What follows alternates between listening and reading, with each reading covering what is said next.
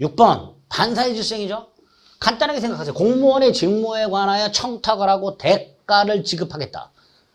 두 글자로 하면 뭐예요? 뇌물이죠. 뇌물을 주기로 하는 약정. 반사의 질서 행위로 무효가 됩니다. 7번 도박자금 제공 목적 금전대여. 쉽게 말하면 도박자금 대여. 반사의 질서행위죠. 그걸 갚는 거. 도박 채무 변제. 이것도 반사의 질서행위다. 그러니까 우리 대법원이 반사의 질서행위로 본 것들이 쫙 있는데 딱 보면 대부분이 이건 반사의 질서행위라고 느낌이 팍팍 와요. 그러니까 아닌 것들을 좀 조심하시면 돼요. 좀 전에 6번 뇌물 주는 거 반사의 질서행위잖아요. 다만 조심할 게 뭐예요? 4번 아까 법률의 성립 과정에 불법 이렇게 나오면 그냥 이렇게만 나오면 이게 반사의 질서행위처럼 보인단 말이죠. 근데 이런 건 말을 바꾸자 말이에요. 증여 과정에 강박이 있었다. 강박을 이유로 취소할 수 있구나. 반사의 질서가 아니구나. 이렇게 딱 결론을 기억해 두셔야 되는 거예요. 반사의 질서적인 거 6번 뇌물, 7번 도박자금 빌려주는 거 반사의 질서이죠. 또 참조 1번에 보면 변호사법에 보면요. 변호사가 아닌 자가 소송을 대리하면서 성공 보수 약정은 성공 보수. 변호사가 아닌 자가 소송 사건을 대리까지는 할 수가 있어요. 그런데 그걸 하고 돈을 받기로 하면은 요거 이익취득약정. 변호사법이라는 강행규정 위반이면서 동시에 반사의 질서가 됩니다. 원래 강행규정 위반 행위하고 반사의 질서는 달라요. 구별하는 게 판례예요. 강행규정 위반 무효하고 반사의 질서의 무효를 구별하는 게 대법원입니다. 이유는 반사의 질서 행위로 무효일 때는 불법원인급여가 적용이 돼요. 강행규정 위반 무효일 때는 불법원인급여가 적용이 안 된단 말이죠. 그러니까 강행규정 위반 무효하고 반사의 질서 행위 무효를 구별하는 게 우리 대법원의 기본 태도예요. 그런데 요 경우만은 이렇게 변호사가 아닌 자가 소송 사건을 대리하고 돈 받기로 하는 약정, 요거는 변호사법이라는 강행 규정을 위반하면서 엔드 반사회 질서행위다 이렇게 봐요. 변호사법이라는 강행 규정 위반 행위면서 엔드 반사회 질서행위. 자, 문제가 요 대리하는 자가 소송 비용을 대납을 하고 뭐 인지대금이라든가 송달료 같은 것들 그걸 나중에 돌려받기로 약정했어요. 그러니까 쉽게 말하면 실비 반환 약정이죠. 실제로 이 사람이 지출한 비용을 돌려받기로 하는 거잖아요. 자, 이것도 이것과 마찬가지로 반사의 질서 행위냐가 문제가 될 거예요. 그렇다.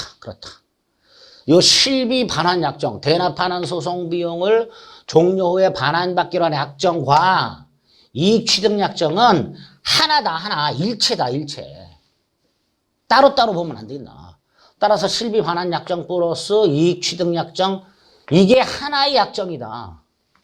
그러니까 전체적으로 반사의 질서행위는 무효다. 자, 이건 시험에 이렇게 나올 수 있죠. 대납하는 소송 비용을 소송 종료 후에 반환받기로 하는 약정은 특별한 사정이 없는 한 이익 취득 약정과 따로 떼서 효력을 달리한다고 볼 것이다. 이런 식으로 지문이 나올 수가 있어요. 그렇게 지문이 나오면요. 굉장히 자연스럽죠. 조심하셔야 됩니다. 판례 문구를. 대납하는 소송 비용을 소송 종료 후에 반환받기로 하는 약정은 유효다. 이렇게 출제하는 경우도 있겠지만 대납하는 소송 비용을 소송 종료 후에 반환받기로 하는 약정은 특별한 사정이 없는 한 이익 취득 약정과 그다음 따로 떼어 효력을 달리한다고 볼 것이다. 이런 식으로 출제가 될 수도 있단 말이죠. 그럼 틀린 지문이 되는 거죠. 2번은 반사의 질서행위로 대단히 자주 나오는 판례죠. 보험금을 부정 편취할 목적으로 다수의 보험계약을 체결한 경우에 그 보험계약은 반사의 질서행위는 무효입니다. 자, 3번 부첩관계, 부첩계약 반사의 질서행위죠. 그걸 본 부인이 사전 승인, 이것도 반사의 질서행위죠.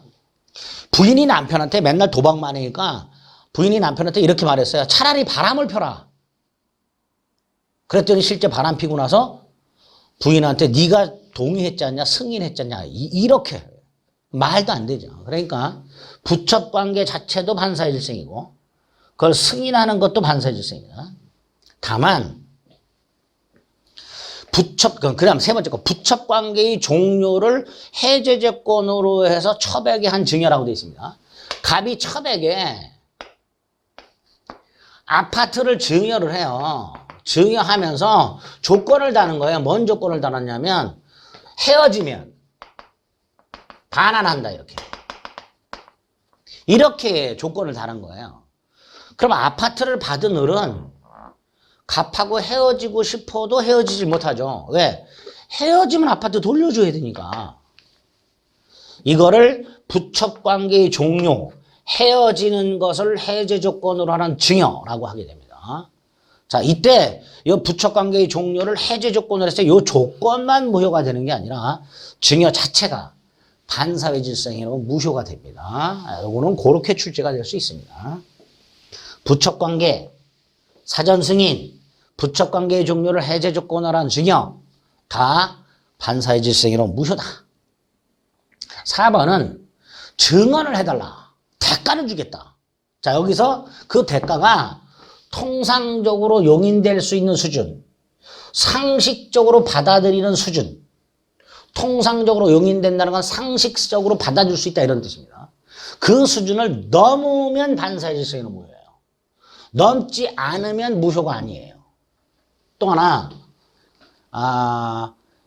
여기서는 그냥 증언이라고 되어 있잖아요. 그죠? 근데 이 증언이 5번처럼 허위 증언으로 가게 되면 이때는 대가가 얼마냐를 따지지 않고 무효가 됩니다. 4번은 허위 증언이 아니라 그냥 진짜 증언이에요.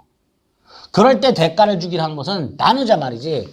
사회통념상 용인될 수 있는 수준, 이걸 나눠서 초과하면 무효, 초과하지 않으면 유효 이렇게 돼요. 그런데 허위 진술 대가는 이런 거 안 따진단 말이죠. 안 따지는 걸 뭐라 하냐? 급부의 상당성 여부를 판단할 필요 없이라고 말을 해요.